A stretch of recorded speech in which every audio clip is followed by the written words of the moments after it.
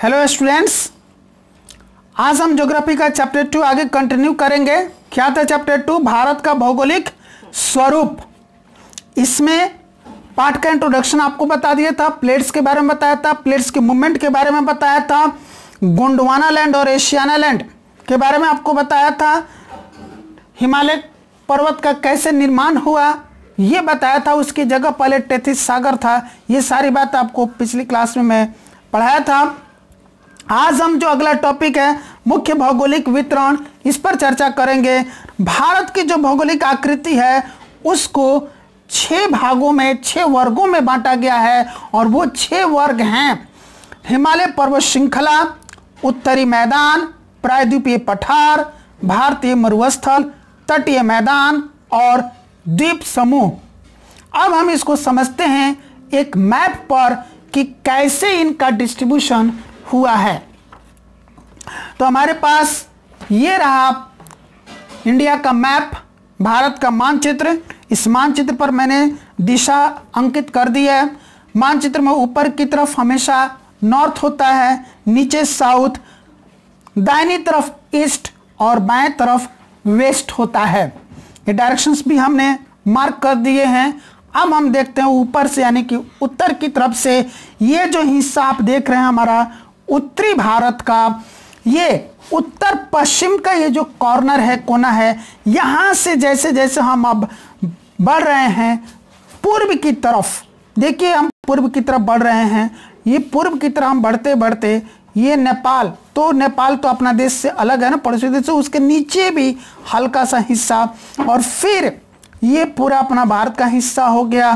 फिर ये भूटान है, फिर आगे बढ़ते हैं तो ये अरुणाचल प्रदेश हो गया, और यहाँ से ये ऐसे फिर दक्षिण की तरफ घूमते हुए और फिर ऐसे ये गया हुआ है। यानी कि इधर जो हमारे पूर्वोत्तर राज्य हैं, 7 राज्य हैं, जिनको कि 7 बहनें, इंग्लिश में 7 सिस्टर्स कहा जाता है, उनको भी ये हिस्सा घेरे हुए है, जिसको कि मैंने अभी यहाँ पर पेंसिल से ये मार्क किया हुआ है। ये जो आप मार्क किया हुआ हिस्सा देख रहे हैं ये हिमालय पर्वतमाला है। हिमालय पर्वतमाला ने हमारे देश के उत्तरी हिस्से को उत्तर पश्चिम कोने से लेकर के पूरब की तरफ पूरा घेरे हुए है। पूरा लगातार ये हिमालय पर्वतमाला है और बिल्कुल पूरब की तरफ ये अरुणाचल प्रदेश में आते हुए यहाँ से ये पर्वतमाला हमारे देश को दक्षिण की तरफ घूम करके फिर ये देश को घेरने की कोशिश कर रहा है और फिर ऐसे ये मोड़ जा रहा है। यानी कि ये पूरा का पूरा जो शेडेड हिस्सा आप देख रहे हैं, जो अभी मैंने ये शेड किया है, ये पूरा उत्तर का हिस्सा है जो कि पर्वतीय इलाका है। हिमालय पर्वतमाला ने इसको घेर रखा है। तो ये इसी क्षेत्र की बात हो रही थी कि हिमालय पर्वतमाला, यानी कि मुख्य भौगोलिक जो वितरण हुआ था 6 वर्गों में, पहला वर्ग वही था हिमालय पर्वत श्रृंखला। तो ये चीज़ मैं आपको यहाँ पर लिख के दिखा दे रहा हूँ, यही है हिमालय पर्वत श्रृंखला, जिसने हमारे देश के उत्तरी हिस्से को इस तरीके से घेर रखा है।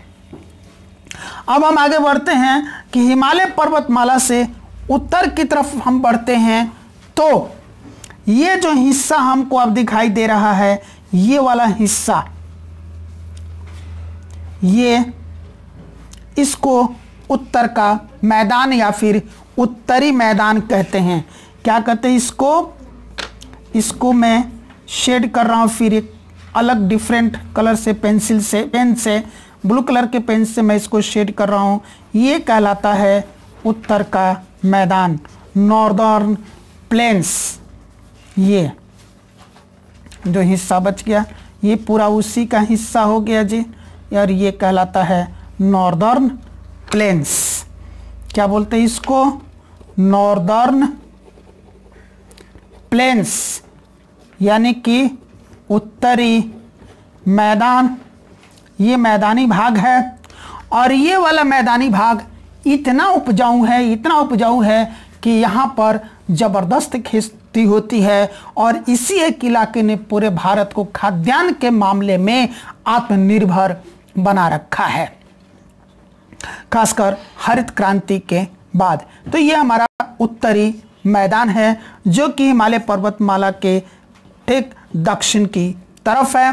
इस मैदान को बनाया है सिंधु ने, गंगा ने, यमुना ने और उनकी सहायक नदियों ने। इधर वाला ये जो हिस्सा आप देख रहे हैं ये भी मैदानी हिस्सा है और इस मैदानी हिस्से को जो बनाया है वो ब्रह्मपुत्र नदी ने और ब्रह्मपुत्र के सहायक नदियों ने बनाया हुआ है।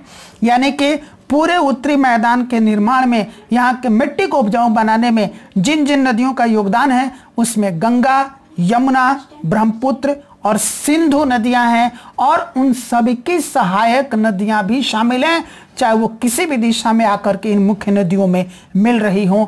सबका थोड़ा या ज़्यादा योगदान है। सभी नदियों ने मिल करके इस इलाके को उर्वर बनाया है, उपजाऊ बनाया है और जिस उर्वरता की वजह से, उपजाऊपन की वजह से हमारा देश आज खाद्यान्न के मामले में आत्मनिर्भर है। हमको भोजन के लिए अनाज दुनिया के किसी भी देश से अब खरीदना नहीं पड़ता है। नहीं तो पहले एक समय था जब सुअरों का खाने वाला गेहूं भी यहाँ पर ऊंची कीमत पर आयात किया जाता था। खैर वो एक अलग की बात है, उस पर चर्चा कभी और हम लोग करेंगे, लेकिन यहाँ पर हम चर्चा कर रहे हैं। अब आप दो विभाजन हमने आपको बता दिया। पहला विभाजन देश के बिल्कुल उत्तर का जो है हिमालय पर्वत श्रृंखला है ना, माउंटेनियस रीजन, पहाड़ी इलाका हो गया, पर्वतीय क्षेत्र हो गया। उसके ठीक दक्षिण की तरफ आते हैं तो उत्तरी मैदान, नॉर्दर्न प्लेन्स, ये ग्रेट प्लेन है जो मिल रहा है। अब हम इसके आगे बढ़ते हैं तो देखते हैं कि इधर का ये जो हिस्सा हमको दिखाई दे रहा है, ये वाला हिस्सा, ये जो हिस्सा है ये पूरा रेगिस्तानी हिस्सा है। क्या ये डेजर्ट, ये थार का मरुस्थल है, थार मरुस्थल, इसको सॉल्ट डेजर्ट या थार डेजर्ट या कच्छ मरुस्थल, कच्छ डेजर्ट के नाम से भी जानते हैं, है ना। सॉल्ट डेजर्ट के नाम से भी इसको जाना जाता है, कई नामों से पुकारते हैं, थार डेजर्ट, सॉल्ट डेजर्ट, है ना, कच्छ डेजर्ट, कच्छ का मरुस्थल, थार मरुस्थल, है ना, इससे नाम से पुकारते हैं। ये पूरा जो हमारा इलाका हो गया ये रेगिस्तानी इलाका हो गया, मरुस्थलीय प्रदेश हो गया। तो ये हो गया क्या चीज़, डेजर्ट। इसको इंडियन डेजर्ट या इंडियन ग्रेट डेजर्ट के नाम से भी जाना जाता है। जो थार डेजर्ट है, कच्छ डेजर्ट है, रन ऑफ कच्छ भी इसको बोला जाता है, सॉल्ट डेजर्ट भी बोला जाता है, कच्छ मरुस्थल, थार मरुस्थल। इसमें राजस्थान और गुजरात के बहुत बड़े हिस्से शामिल हो चुके हैं इस रेगिस्तानी इलाके में। ये रेगिस्तान है जहाँ रेत ही रेत है, लगभग सालों भर दिन में ज़बरदस्त गर्मी, रात में ठंडी पड़ती है। यहाँ पर बारिश न के बराबर होती है, यूँ कहें कि बारिश होती ही नहीं, और यहाँ पर किसी भी चीज़ की उपज नहीं होती है। कंटीली झाड़ियाँ ही आपको मिलेंगे और ऊँट वाले जो ऊँट पालने वाले जो लोग हैं, बंजारे लोग, वो आपको दिखाई देंगे। अब हम इसके आगे का हिस्सा देखते हैं। तो ये जो अब आप हिस्सा देख रहे हैं, यहाँ से जरा ये देखिए, यहीं से हमारा अरब सागर शुरू है जो कि हिंद महासागर का ये हिस्सा है और हमारे दक्षिणी भारत के पश्चिम में स्थित है। तो इस अरब सागर के किनारे का इलाका क्या हो गया, समुद्र तट हो गया। तो ये पूरा का पूरा आप यहाँ से ये देख रहे हैं, ये जो पूरा हिस्सा है ये तटवर्तीय इलाका है। ये पूरा का पूरा इलाका तटवर्तीय हो गया, ये पूरा समुद्री तट हो गया। और चूंकि ये इलाका समुद्र के किनारे है इसलिए ये इलाका भी उपजाऊ है, ये क्षेत्र भी उपजाऊ है। यहाँ भी अच्छी खासी खेती होती है, यहाँ की मिट्टी भी उर्वर है, उपजाऊ है ना। तो इसकी भी गिनती मैदानी भाग में कर सकते हैं, है ना। लेकिन इसको एक अलग नाम देना ही उचित रहेगा तटवर्तीय क्षेत्र, समुद्र तटवर्तीय क्षेत्र। तो ये देख रहे हैं आप, पश्चिम में इतना लंबा तटवर्तीय क्षेत्र हमारा है, ये पूरा का पूरा तटवर्तीय क्षेत्र है। तो ये जो इसको हम लोग पश्चिमी तट के नाम से पुकारते हैं। किस नाम से पुकारते हैं? पश्चिमी तट, इंग्लिश में वेस्टर्न कोस्ट। तो ये वेस्टर्न कोस्ट है, और ये जो वेस्टर्न कोस्ट है ये 3 हिस्सों में बटा हुआ है। यहां से लेकर यहां तक यह एक हिस्सा है, फिर यहां से लेकर के यहां तक यह एक हिस्सा है, और यहां से यहां तक यह एक हिस्सा है। 3 हिस्सों में ये बटा हुआ है। सबसे दक्षिण का ये जो कोस्टल रीजन है, वेस्टर्न कोस्ट का जो साउदर्न पार्ट है, इसको हम लोग बोलते हैं मालाबार कोस्ट। क्या बोलते हैं? मालाबार कोस्ट, हिंदी में मालाबार तट बोलते हैं। और ये जो बीच वाला हिस्सा है इसको बोलते हैं कोंकण कोस्ट। क्या बोलते हैं? कोंकण कोस्ट, कोंकण तट।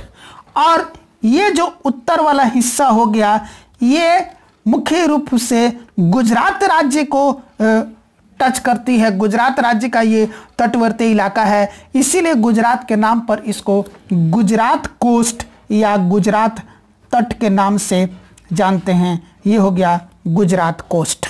यानी कि जो वेस्टर्न कोस्ट है वो 3 पार्ट्स में डिवाइडेड है। अगर ऊपर से नीचे की तरफ बात करें तो Gujarat coast, Konkan coast, Malabar coast, या फिर नीचे से ऊपर की तरफ बात करें तो ये है मालाबार कोस्ट, कोंकण कोस्ट और Gujarat coast. Malabar coast, Konkan coast, Gujarat coast. अब हम बात करते हैं पूर्वी तट के। ठीक हमारे दक्षिण भारत के पूरब में बंगाल की खाड़ी है, बे ऑफ बंगाल है। यह भी अरब सागर हिंद महासागर का ही हिस्सा है। हिंद महासागर ने हमारे दक्षिण भारत को 3 तरफ से घेर रखा है। हिंद महासागर के उस हिस्से को जो हमारे दक्षिण भारत को पूरब से घेर रखा है उसको बंगाल की खाड़ी, हिंद महासागर का ही वो हिस्सा जो हमारे दक्षिण भारत को पश्चिम की तरफ से घेर रखा है अरब सागर, और जो दक्षिण में रह गया उसको हिंद महासागर, इंडियन ओशियन के नाम से ही जानते हैं। तो अब हम देखते हैं बंगाल की खाड़ी के किनारे भी इतना लंबा चौड़ा तटवर्तीय इलाका है ना। तो अब ये देखते हैं ये तट, यहाँ से ऐसे ये तटवर्ती इलाका जा रहा है, ये पूरा है ना, यहाँ तक है ना बंगाल खाड़ी। तो यहाँ तक ये पूरा ये तटवर्ती इलाका हो गया। इसको भी हम लोग पेंसिल से शेड कर रहे हैं। चूंकि ये इलाका भी समुद्र के किनारे है, इसीलिए ये भी बहुत उपजाऊ है ना। यहाँ भी अच्छी खासी खेती होती है क्योंकि यहाँ की मिट्टी उपजाऊ है, उर्वर है, समुद्र के तट होने के कारण, है ना। तो ये हो गया उपजाऊ भाग। इसको हम लोग पूर्वी तट के नाम से जानते हैं। किसके तट से नाम से जानते हैं जी? पूर्वी तट। इंग्लिश में बोलते हैं ईस्टर्न कोस्ट। ईस्टर्न कोस्ट के नाम से इसको हम लोग जान रहे हैं। ये जो ईस्टर्न कोस्ट है ये 2 पार्ट्स में डिवाइडेड है। यहां से लेकर के और यहां तक ये एक कोस्ट हो गया, और फिर ये यहां से लेकर के यहां तक एक कोस्ट हो गया। यहां से लेकर के यहां तक इसको बोलते हैं कोरोमंडल कोस्ट, यानी कि कोरोमंडल तट। हिंदी में ही लिख दूं कि इंग्लिश में? चलो हिंदी में ही लिखना शुरू कर दिया तो कोई बात नहीं। कोरोमंडल तट, कोरोमंडल कोस्ट। और इसको बोलते हैं नॉर्दर्न सर्कार्स, नॉर्दर्न सर्कार्स। तो यानी कि पूर्वी तट 2 भाग में बांटा, कोरोमंडल कोस्ट और नॉर्दर्न सर्कार्स, ठीक है। जबकि पश्चिमी तट 3 भाग में बांटा था, मालाबार कोस्ट, कोंकण कोस्ट और गुजरात कोस्ट। पूर्वी तट 2 ही भाग में बांटा, कोरोमंडल कोस्ट और नॉर्दर्न सर्कार्स। अब हम बात करते हैं कि ये जो हमारा पश्चिमी तट है इसके सटे पूरब की तरफ यहां से लेकर के यहां तक ये लगातार ये जो हिस्सा आप देख रहे हैं ये है पहाड़ी इलाका, यहाँ छोटे छोटे पहाड़ियाँ हैं, छोटी छोटी पहाड़ियाँ हैं, छोटे छोटे पहाड़ हैं यहाँ पर। और इन छोटे छोटे पहाड़ियों का जो ये सिलसिला यहाँ पर चल रहा है, पश्चिमी तट के सटे पूरब की तरफ इनको पश्चिमी घाट के नाम से जानते हैं। पश्चिमी घाट यानी कि वेस्टर्न घाट के नाम से इनको जानते हैं हम लोग।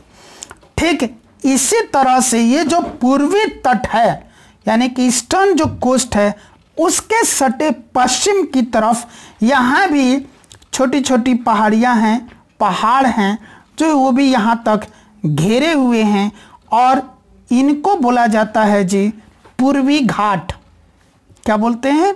पूर्वी घाट यानी कि ईस्टर्न घाट्स। ईस्टर्न घाट्स इनको बोला जाता है। जो पश्चिमी घाट है वो लगातार हैं, लगातार ये दक्षिण से लेकर के उत्तर तक, या यूं कह के उत्तर से लेकर के दक्षिण तक ये लगातार है, कंटिन्यूअस हैं और इन पहाड़ियों की ऊंचाई अधिक है। जबकि हम बात करें पूर्वी घाट की, तो ये पूर्वी घाट के जो पहाड़ हैं या पहाड़ियां हैं ये लगातार नहीं हैं, इनके बीच बीच में कट है, जगह जगह पर बीच बीच में इसमें कट पाए जाते हैं और इनकी जो ऊंचाई है पश्चिमी घाट की ऊंचाई से कम है।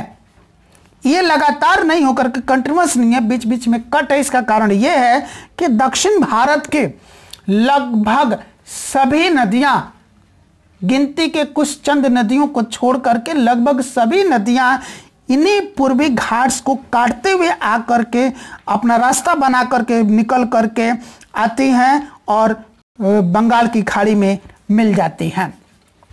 दो ऐसी नदियां हैं जो इधर से निकलती हैं और पश्चिमी घाट को चीरते हुए जाकर के वो अरब सागर में गिरती हैं, नर्मदा और तापी। कौन सी नदियां हैं? नर्मदा और तापी, जो कि पश्चिम की तरफ बहते हुए जाकर के पश्चिमी घाट को चीर करके अपना रास्ता बनाते हुए जाकर के अरब सागर में गिरती हैं। बाकी लगभग सारी की सारी नदियां जो हैं वो पूरब की तरफ बहती हैं और पूर्वी घाट को चीरते हुए अपना रास्ता बनाते हुए आकर के वो बंगाल की खाड़ी में मिलती हैं और जहां मिलती हैं वहां पर वो डेल्टे का निर्माण भी करती हैं। डेल्टा का निर्माण होता है उनके मुहाने पर। तो ये अंतर हो गया पश्चिमी घाट और पूर्वी घाट में। अब जो आपका ये बीच का हिस्सा बच गया, ये पूरा वाला बीच का जो हिस्सा है, इसी हिस्से को हम लोग बोलते हैं दक्कन का पठार यानी कि डेक्कन प्लेट्यू। डेक्कन प्लेट्यू, हिंदी में दक्कन का पठार इनको बोला जाता है। इस पूरा ये जो हिस्सा बच गया ये दक्कन का पठार हो गया। अब इस दक्कन के पठार का इधर वाला ये जो हिस्सा है, ये वाला हिस्सा कहलाता है छोटा नागपुर का पठार, छोटा नागपुर प्लेट्यू। और इधर वाला जो हिस्सा है ये कहलाता है मालवा का पठार यानी कि मालवा प्लेट्यू। और बाकी जो बच गया उसको डेक्कन प्लेट्यू यानी कि दक्कन का पठार ही कहते हैं। यानी कि छोटा नागपुर का पठार, मालवा का पठार दक्कन के पठार का ही हिस्सा है। ये जो उत्तर पूर्व का हिस्सा हुआ दक्कन के पठार का, इसी को छोटा नागपुर का पठार बोला जाता है क्योंकि ये इलाका छोटा नागपुर का इलाका है, उसी के नाम पर इसका नाम पड़ा हुआ है। और ये जो उत्तर पश्चिम का हिस्सा हुआ दक्कन के पठार का, इसी को मालवा का पठार, प्लेट्यू ऑफ मालवा बोला जाता है। और बाकी जितना कुछ बच गया वो सब दक्कन का पठार यानी कि डेक्कन प्लेट्यू माना जाता है। हालांकि छोटा नागपुर पठार, मालवा पठार भी डेक्कन प्लेट्यू यानी कि दक्कन के पठार का ही हिस्सा है। और ये जो दक्कन का पठार है ये खनिज के मामले में बहुत बहुत धनी है, रिच इन मिनरल्स है। यहाँ पर बहुत सारे खाद्यान्न हैं, बहुत सारे खनिजों की खुदाई यहाँ से होती है और निकाला जाता है, उनका उत्पादन होता है। तो अब हमने आपको यहाँ पर भारत का जो भौतिक भारत का जो विभाजन था वो सारा का सारा विभाजन दिखा दिया। ये देखिए, ये हमारा पहला विभाजन था हिमालय पर्वत श्रृंखला, उसके थोड़ा दक्षिण जाते हैं तो उत्तरी मैदान, उत्तर का विशाल मैदान हमको मिलता है, ग्रेट नॉर्दर्न प्लेन्स, और उसके दक्षिण में जाते हैं तो तीसरा जो चीज मिलता है वो है दक्कन का पठार, डेक्कन प्लेट्यू, जिसमें छोटा नागपुर प्लेट्यू और मालवा का प्लेट्यू भी शामिल है। चौथा जो भाग मिलता है वो यहाँ रहा, ग्रेट इंडियन डेजर्ट्स, है ना, ये जो जिसको कि कच्छ मरुस्थल या run of Kutch, salt desert, Thar मरुस्थल, कई नामों से इसको जानते हैं। तो ये रहा राजस्थान और गुजरात का बहुत बड़ा हिस्सा घेरे हुए ये हमारा रेगिस्तानी हिस्सा है, मरुस्थलीय क्षेत्र है। और पांचवा जो हमारा विभाजन था वो था तटवर्ती इलाके का। अब उस तट में दो तट आ गए, पश्चिमी तट और पूर्वी तट। पश्चिमी तट 3 हिस्सों में बटा, मलाबार कोस्ट, कोंकण कोस्ट और गुजरात कोस्ट। पूर्वी तट 2 हिस्से में बटा, कोरोमंडल कोस्ट और नॉर्दर्न सरकार्स। और छठा जो हिस्सा है वो है घाट का, जिसमें 2 घाट हो गए, पश्चिमी घाट, ये छोटी छोटी पहाड़ियां हैं, और पूर्वी घाट, ये भी छोटी छोटी पहाड़ियां हैं। बट इन दोनों में अंतर भी आपको बता दिया था कि पश्चिमी घाट की पहाड़ियां लगातार है, उनकी ऊंचाई ज़्यादा है, पूर्वी घाट की पहाड़ियों की ऊंचाई कम है, और वो लगातार नहीं है, बीच बीच में कट है, क्योंकि इधर से दक्षिण भारत की अधिकांश नदियां आती हैं, उसी को काट करके चीर करके अपना रास्ता बनाई हुई है और बंगाल की खाड़ी में आकर के मिलती है और उनके मुहाने पर डेल्टा का निर्माण होता है। तो यहाँ पर आज का जो हमारा ये टॉपिक था मुख्य भौगोलिक वितरण, ये समाप्त हुआ। अब आप इस चीज को अपनी बुक की मदद से, किताब की मदद से पढ़ें, इंपॉर्टेंट थिंग्स को अंडरलाइन करें, उसको याद करें, यह भी देखें कि हर लाइन से किस तरह के क्वेश्चंस बनते हैं, उन क्वेश्चंस को आप तैयार करें, उनके आंसर्स तैयार करें। इसमें मैं देख पा रहा हूं इस पाठ में कि लगभग हर लाइन में प्रश्न है और इसमें डेटास बहुत अधिक है, आंकड़े बहुत अधिक हैं, जैसे कि किस पर्वतमाला की लंबाई कितनी है, चौड़ाई कितनी है, उसकी ऊंचाई कितनी है, या हमारा जो मैदानी भाग है उसका चौड़ाई कितनी है, लंबाई कितनी है, वगैरह वगैरह। कौन कौन सी नदियां गुजरती हैं, कौन उत्तर से दक्षिण की तरफ जा रही है, कौन दक्षिण से उत्तर की तरफ जा रही है, कौन मुख्य नदी है, कौन सहायक नदी है, कौन जाकर के किस नदी में मिल रही है उसके सहायक नदी बन रही है, उन नदियों के नाम है, कौन बंगाल की खाड़ी में जा रही है, कौन अरब सागर में जाकर के मिल रही है। ऐसे बहुत सारी चीज़ें हैं इसमें जो कि आपको याद करने देते हैं, यानी कि लगभग हर लाइन से क्वेश्चन वो पैदा होता है। तो हर लाइन को ध्यान से पढ़ना है, समझना है, अंडरलाइन करना है, उससे उत्पन्न होने वाले सभी प्रश्न लिखने हैं, उनके उत्तर भी लिखने हैं और फिर उनको भी अच्छी तरह से याद कर लेना है। ये चैप्टर आपके हवाले है, यहाँ पर ये चैप्टर पूरा होता है। और हाँ, जिन जिन चीज़ों को यहाँ पर मैं मैप पर शो किया हूँ, इसी तरह का खाली मैप ले करके आपको भी प्रैक्टिस करना है, ताकि आपको भी याद हो जाए कि हमारे देश का कौन सा हिस्सा क्या है, कौन सा भाग है वो। Thank you.